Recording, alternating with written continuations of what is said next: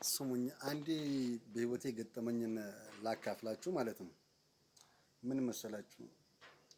እኔ የዲሽ ስራ ሰራ ነበር እና በልጅነቴ ነው በ14 ዓመቴ ነው ከተወለድኩበት ቀዬ ወደ አዲስ አበባ የተሰደድኩት ማለት ነው።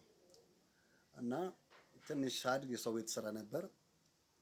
ከዛ ትንሽ ሳድግ የዲሽ ስራ ለመድኩኝና የዲሽ ስራ መስራት ጀመርኩኝ።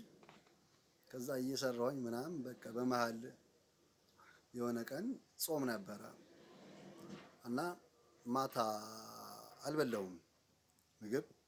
ከዛ ጾም ነው፣ ኃይለኛ ፀሐይ አለ። ከዛ ሩቅ ቦታ ተጠራሁኝ ዲሽ ልሰራ ማለት ነው። ከዛ እየሄድኩ መንገድ ላይ በጣም ደከመኝ የሌለ ማለት ነው፣ መተንፈስ እስኪያቅተኝ ድረስ ማለት ነው።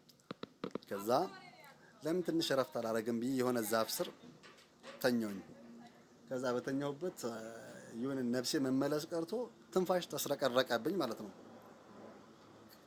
ከዛ ያኔ ይሞትኩኝ ነው እንዴ ብዬ ሞት የሚጀምረው ከእግር ነው ብዬ እግሬን ቼክ ሳደርገው አይ አልሞትኩኝም፣ ኧረ አለሁ ማለት ነው ምናምን ብዬ እያሰብኩኝ እያለ ድሮ ህፃን እያለሁኝ እናቴ ስትቆፍር ገበያ ስትሯሯጥ ውሃ፣ ወንዝ፣ ከብቶች የምትለውን ነገር ወዲያውኑ መጥቶ በፊቴ ላይ ድቅና አለ ማለት ነው።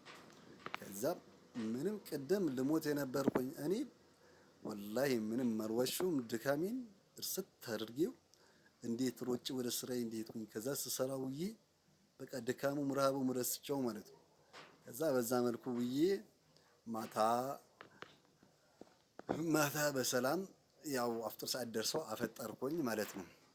እና ለዛች እናቴ አሁንም ቢሆን በቂ የሆነ እርዳታ አላደረኩላትም። እስኪ ተባበሩኝ፣ በቃ ይሄ ቻናል ፎሎ በማድረግ ሼር በማድረግ ለእናቴ እንድደርስላት እርዱኝ ነው የምላችሁ። ለፈጣሪ ብላችሁ